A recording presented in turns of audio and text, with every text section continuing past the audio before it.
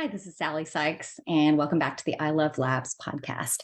This third episode, I thought with Thanksgiving and all the holidays coming up, I would talk more about insulin resistance. I talked somewhat about it in last week's episode about GLP-1 medications like semaglutide, tirzepatide, otherwise known as Ozempic, Mounjaro, Wegovy.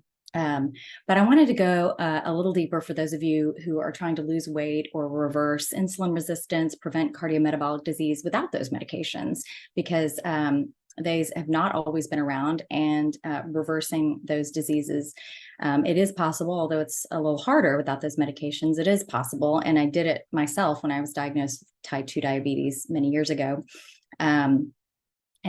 I want to tell you just kind of a little bit about my own journey reversing insulin resistance, and just talk about strategies for maintaining and meeting our health goals, even during the holidays, because sometimes I think the statistics on how much weight Americans gain between October and January of every year is like 5 to 10 pounds or something. And so it's a struggle time for a lot of us. We're surrounded by a lot of food. There's a lot of pressure from family, and it can be hard. And there's a lot of stress, right? Especially on moms and women. The mental load of making the holidays magical often falls on us. And we're working full-time jobs and taking care of kids. It can also take the magic out of it for us sometimes. And then sometimes we turn to food to deal with that. And so just kind of having a real conversation about the background of insulin resistance and carbs and type 2 diabetes and weight gain, and my own journey on it. So several years ago, I think it was when I was around 40, I started having issues with just extreme fatigue, especially in the afternoons, insomnia, sleep disturbances. And I just felt like my brain was a little foggy. And many of you know, my father was diagnosed with Alzheimer's disease and passed away when he was 67 in 2014. And when I started to look into it, I realized after reading Dr. Dale Bredesen's book, The End of Alzheimer's, that one of the many underlying causes of Alzheimer's disease and cognitive decline is diabetes and high blood sugar, that basically having diabetes doubles your risk of dementia. So I started to take my own health a little more seriously, got a blood sugar monitor, realized that I was diabetic, started working with a doctor, and lowered my carb intake quite a bit. It was not easy, you guys. You're talking to someone who grew up in the 80s, and maybe a lot of you are the same way. With fat-free was the way to go, right? We were told that fat was bad, that, Snackwells and candy corn were a health food because they were fat-free. And I'll tell you what that did to me, years basically through my 30s of high carb dieting. And my mom was actually great at keeping healthy food around, as far as the vegetables. But as soon as I got out on my own, I was pretty much eating carbs, gluten, sugar, alcohol at that point, and dairy. So a pretty high inflammatory diet. So it is no surprise that by 40, I had developed type 2 diabetes. My fasting blood sugar was often, well above 132, and sometimes in the 250s when I was measuring it. And that is a real problem. And that is from a lifetime of high carb dieting. So it took me a long time to get there and to do that metabolic damage to my body. And it took me a long time to reverse it. And I'm still in the process of doing that. I call myself carb intolerant, and that basically it's like being an alcoholic in remission in a sense. I'm a carb addict and a sugar addict in remission, and I can keep my diabetes at bay and reversed as long as I do not go back to eating the way that I did. And I stay on course with a low carb, high good fat, high protein, anti-inflammatory, nutrient-dense way of eating that is long-term for the rest of my life. The easy thing about this is there is no calorie counting. I am never hungry. It is extremely nutrient-dense because when you get rid of gluten and processed carbs, you make room automatically for a lot of the foods that we know we ought to be eating more of, right? Berries, nuts, seeds, vegetables, especially the non-starchy vegetables.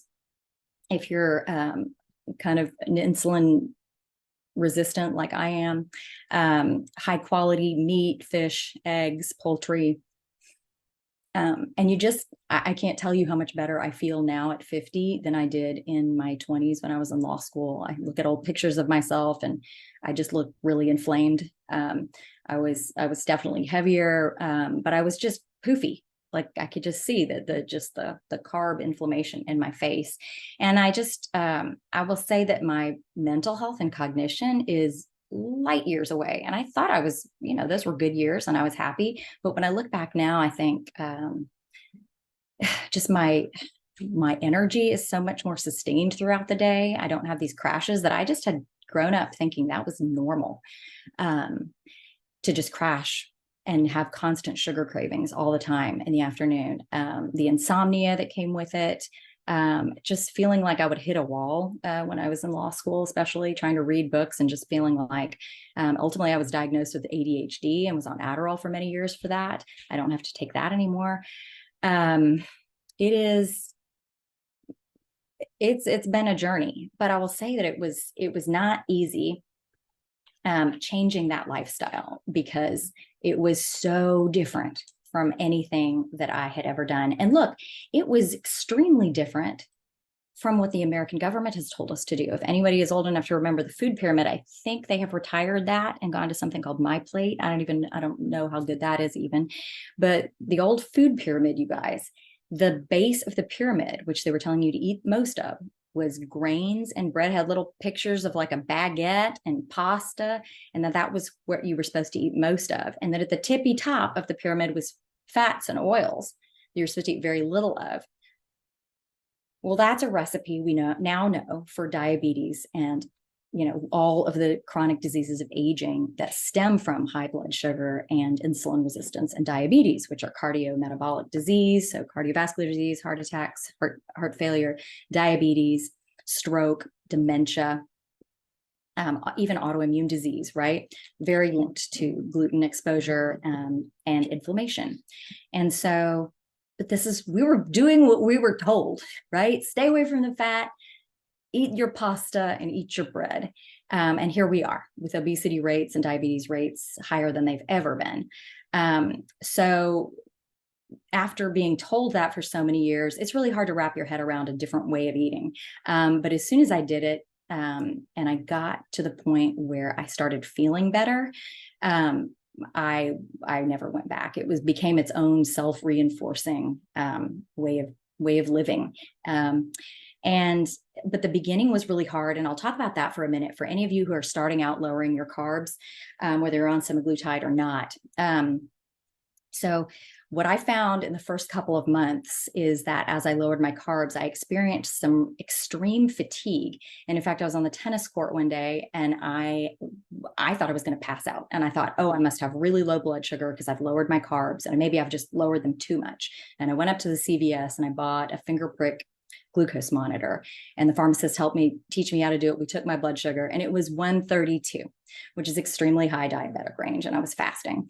And so I, at that point realized that my blood sugar was still high. It just was maybe a little bit lower than it had been, but my body was experiencing that as maybe low blood sugar. But the other thing I learned is that my body didn't yet know how to burn fat for fuel, either from the fat I was eating or the fat on my body. At that point, I had some decent amount of visceral fat and some fatty liver going on. And so I realized, okay, it takes a while for the body to remember that it can also burn fat for fuel as well as carbohydrates or sugar. And all of our bodies know how to do this. But after a lifetime of high carb eating, our bodies really have never had to do it. And they sort of forget that we have this deep freeze of fat stores that we can draw from when glucose goes low. And that's actually the optimal way to be. It's called metabolic flexibility, that you're able to burn glucose when you have it. But when you don't have it, you just switch tanks, so to speak, and you're able to start burning fat for fuel, either from the fat that you're consuming or from your body if you have it stored. And that leads to very nice, stable blood sugar. And I think I've mentioned this before in other podcasts that Dr. Mark Hyman says you want to try to keep your blood sugar between 70 and 120, even after you've eaten. So if you eat something and you're testing your blood sugar and it goes over 120, that's maybe too high of a carb meal for you, or maybe you need to try to eat more fat and protein before you eat that meal. I realize that when I eat a smoothie just on an empty stomach, my blood sugar will go too high. But if I eat my bacon and eggs first and then my smoothie, my blood sugar stays stable because I basically padded it with that fat and protein first to slow down the blood sugar spike. So there are little hacks that you can learn.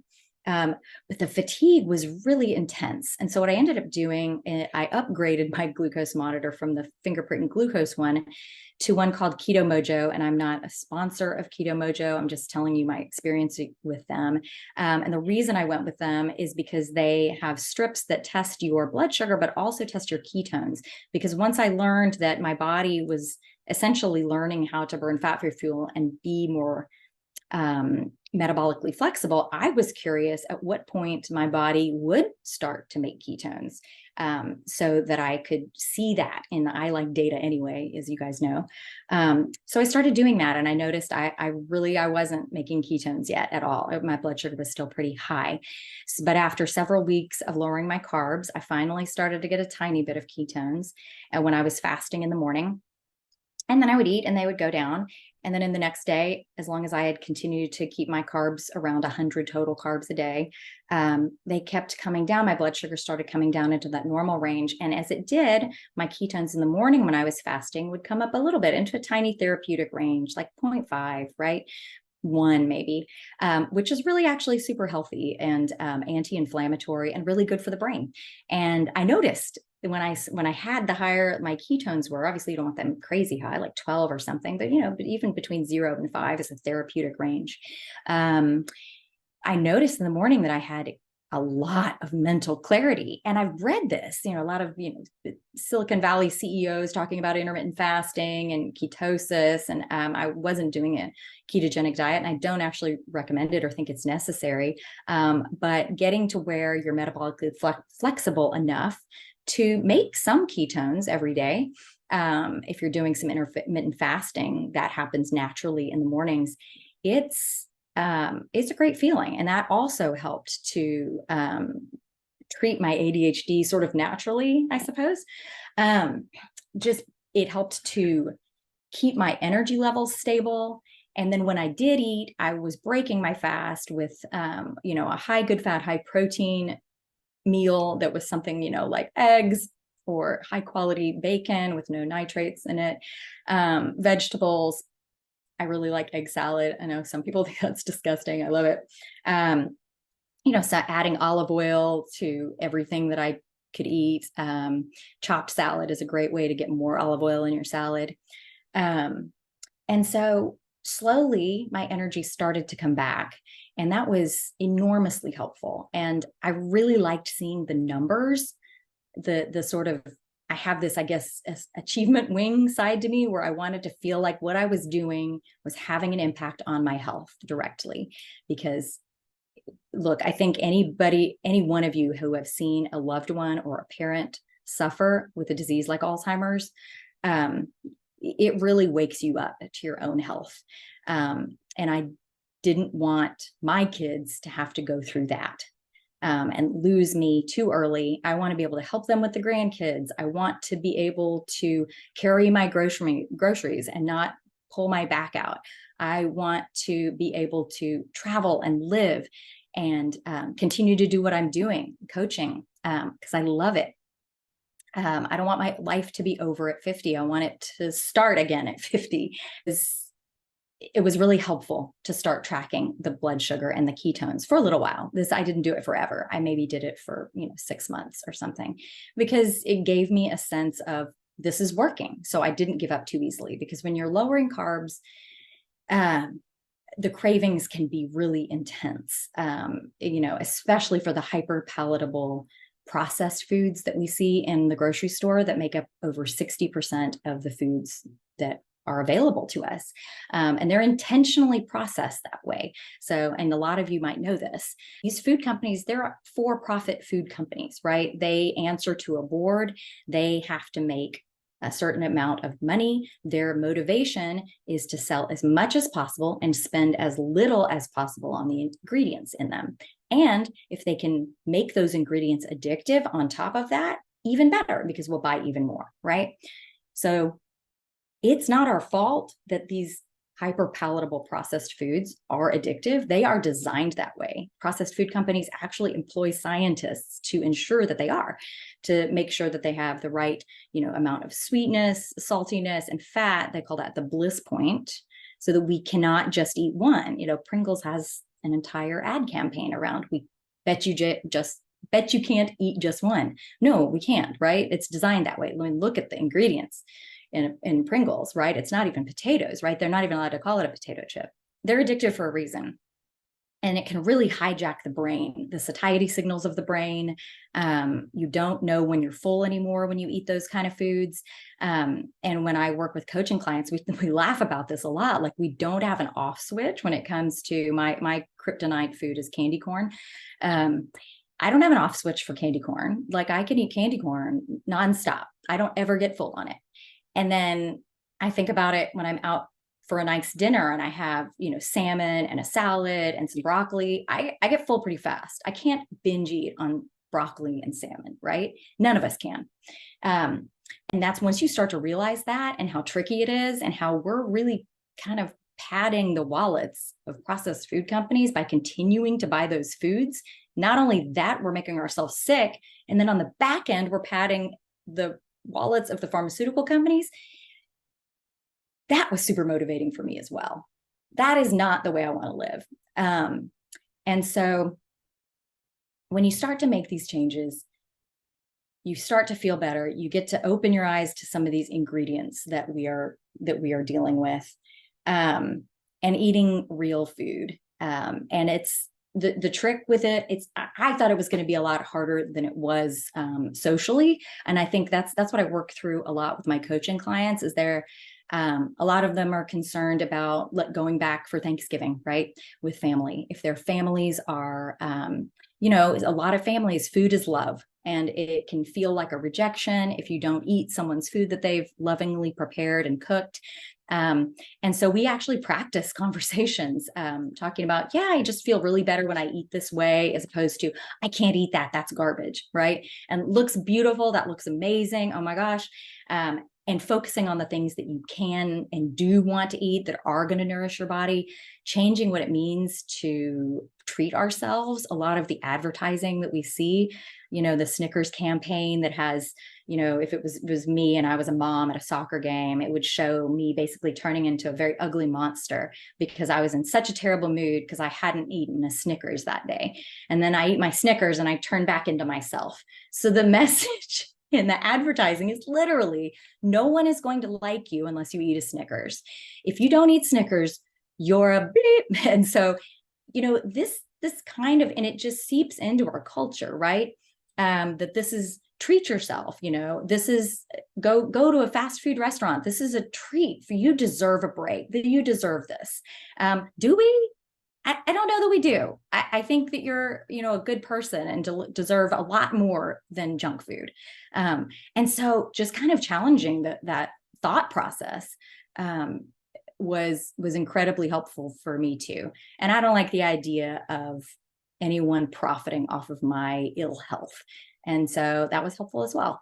And ironically, it turns out the anti-smoking campaign that worked the best was also the one that pointed out that tobacco companies were profiting off of our addiction and poor health. And that was the most, none of the hand wringing and blaming and shaming, none of that worked in the ads for the anti-smoking campaigns. But when they pointed out, look, like these companies are making record profits off of you, and look, you're dying early and your kids are not getting to get to know you, and you're missing out on years of work. Really, we're going to do that? So it's pretty effective. And when it comes to health coaching, one of the things I try to do with myself and with my health, coaching clients is to find the motivation that works for each person. And everyone's a little different. For me, it's seeing my dad in a nursing home dying of Alzheimer's disease, right? That is right there in the top of my brain at all times. But for some people, it can be, wanting to be there for their kids. It could be, for some, it's the way they look. Fine, I'll take any motivation, right? You want to have, an in shape body and look good in your clothes. That works too. We'll take whatever motivation there is. For a lot of women, though, we just tend to put ourselves on the back burner and put our needs last. And so doing it for ourselves, for our own health benefit, doesn't even come close to the top of the priority list for our motivation. So for a lot of the women and the moms that I work with, the motivation that works best is, what's this going to look like down the road for your kids if you don't get a hold of this and you are diabetic and you are getting dialysis? They have to leave their own kids to take care of you because you have dementia. Your kids now have to pay for long-term care, right? And that's motivating for me too. If I don't do it for myself, can I not do it for my kids and my loved ones and my friends so I can still be around to be a good friend, so I can continue coaching, so that my kids I'm not a burden on my children? Sometimes that will hit home. And so think about when a lot of us know the changes that we need to make, and then it's getting the execution, right? It's for most people, it's getting there. It's making the actual choices and doing it every day, right? And that's the struggle. A lot of us, it's not necessarily the knowledge gap.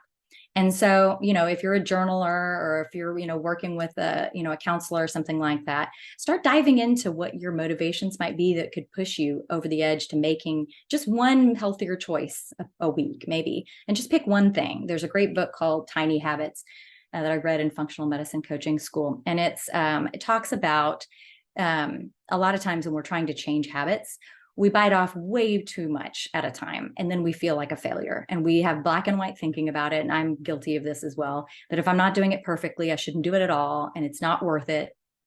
And so this book talks about breaking down your goal into small, achievable goals, so that you have a feeling of accomplishment. And I was like, that's ridiculous. That's so dumb. I'm not going to do that. But it's really effective. I started doing this years ago with to reverse the type 2 diabetes, because it turns out that even just 15 minutes of walking after a meal can help stabilize blood sugar. And that's huge. So I said, okay, well, I'm going to start with, 5 minutes of walking. I'm going to go get the mail. I'm just going to walk around the block. And I thought to myself, I used to run track and cross country. That is nothing. That's ridiculous. I might as well do nothing. If I'm not going to the gym and doing a HIIT workout, that is just not even worth it. I'm worthless. But I was like, well, really, is it worthless? It is better than nothing. It is a start. I'm getting outside in the mornings and I'm getting, sunlight on my eyeballs that is helping my circadian rhythm, and I will sleep better later that night. We know that. Those are scientific facts. So this is a good thing, even if it's 5 minutes in the morning, right? So I started there. And the book uses a really funny, one of their examples is that this one coaching client of the author, they wanted to start flossing their teeth. They weren't flossing their teeth. And so the suggestion was, you're going to start flossing one tooth a day. And they just laughed. They were like, well, that's so easy. Anybody could do that. Well, can you?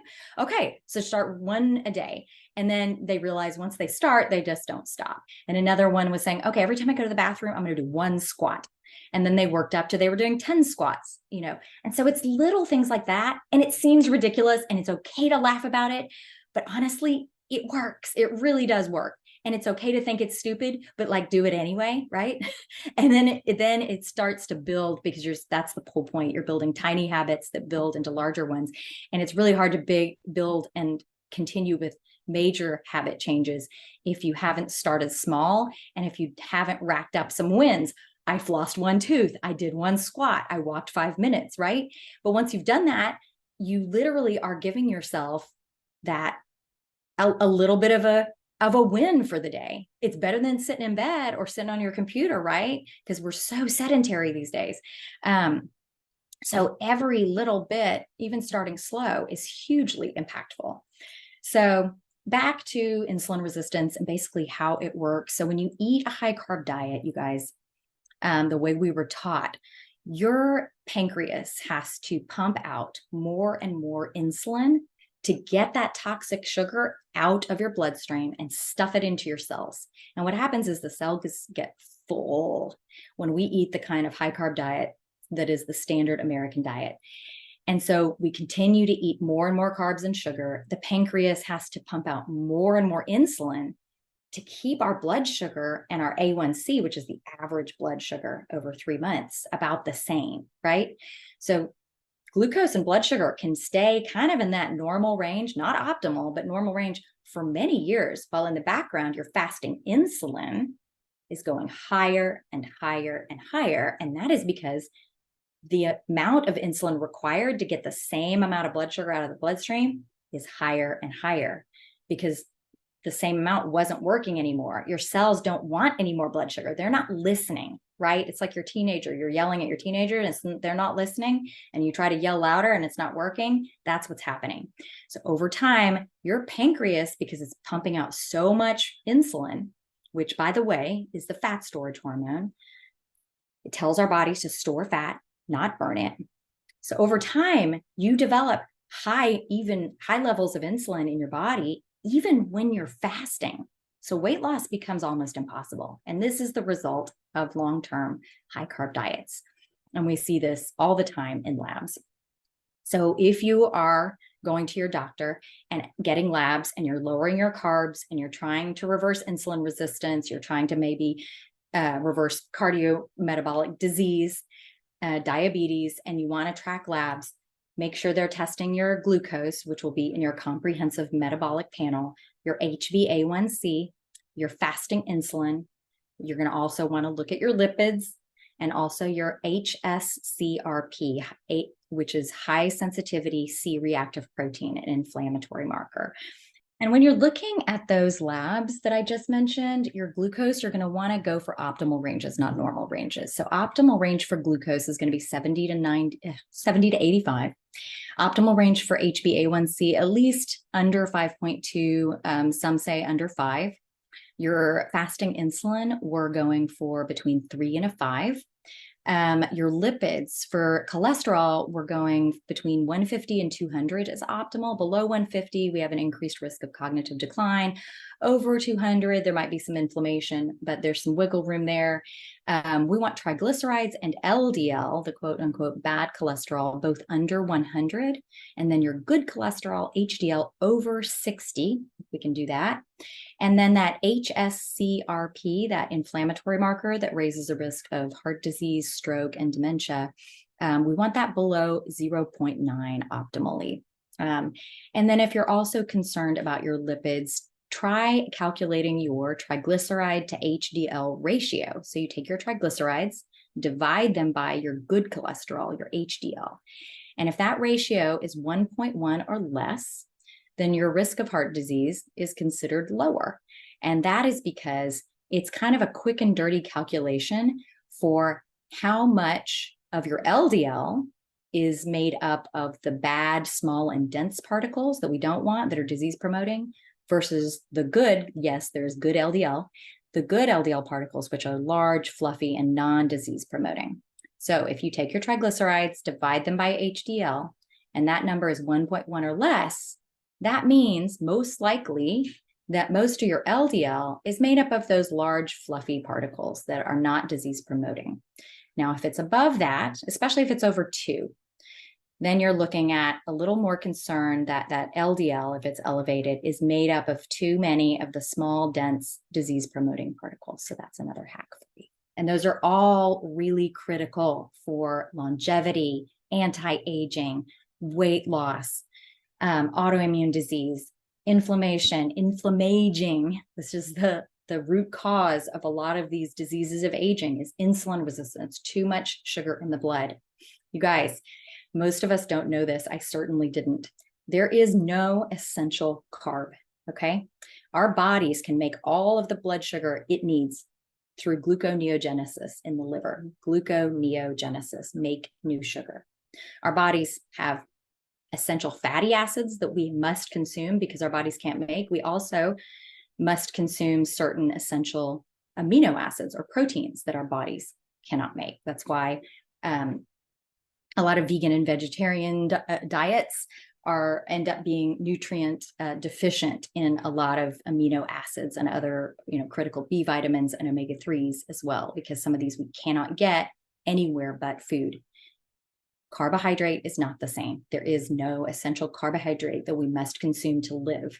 Our bodies can make, we only need about a teaspoon of blood sugar in our bloodstream at a time, and we consume way more than that. And I'm not saying you should go total carnivore or never eat carbs. Generally, I recommend about 100 total carbs a day for most people. If you're an athlete, if you are, running marathons, obviously that's going to be a little bit higher. But I don't usually think it's necessary to go below that, especially for menstruating women. Sometimes that can affect cycles if we go a little bit lower than that. But if that helps to understand just how off balance the current standard American diet is, and it's really hard because it's become totally normalized, right? We're surrounded by it. You go to the restaurant and it's a bread basket, it's chips, it's pasta. And if you start to weigh, measure, and track your food, which I highly recommend for anybody on this journey. Even if you only do it for 2 weeks, you can buy a very inexpensive food scale on Amazon and start to weigh your food in grams, which is the most accurate. I used to do it in cups, or, it's about this size, and I was wildly off in the amount that I was eating, 6 strawberries. And that was very different from when I actually weighed the strawberries that I was eating. The carb content was very different.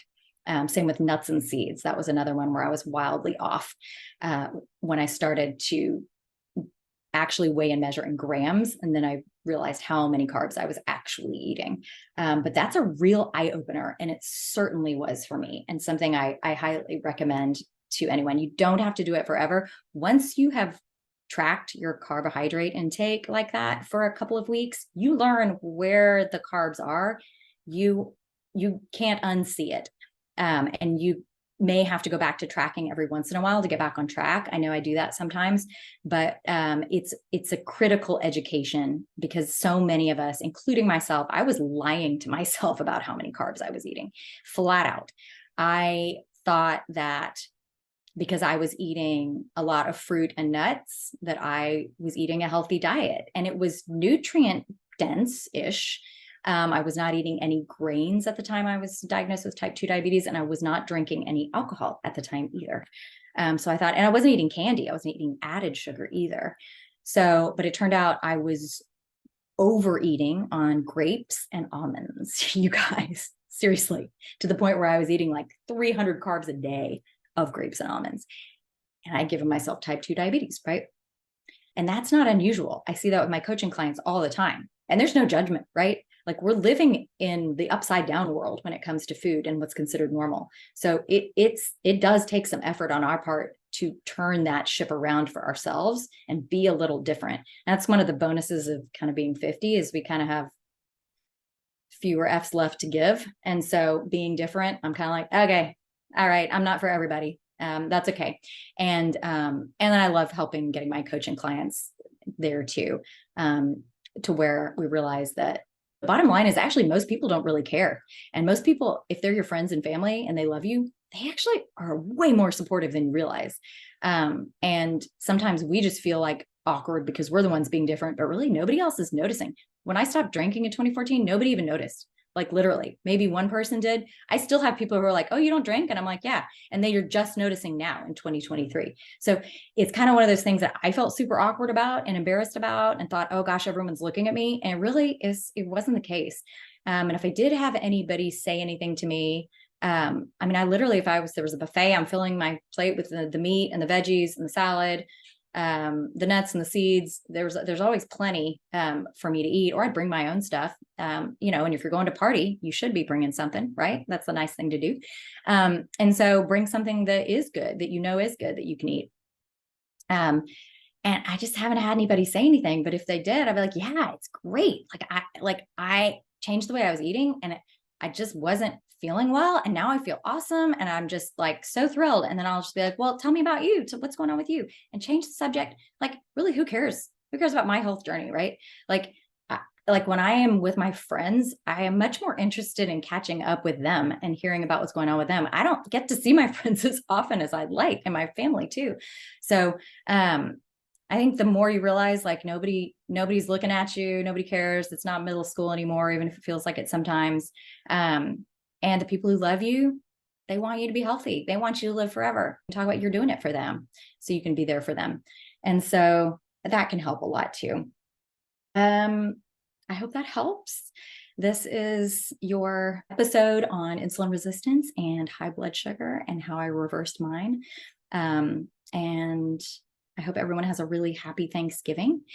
And remember, turkey, vegetables, there's lots of ways you can do Thanksgiving healthy. Load up on the good stuff. And I'll see you after the holiday. Bye.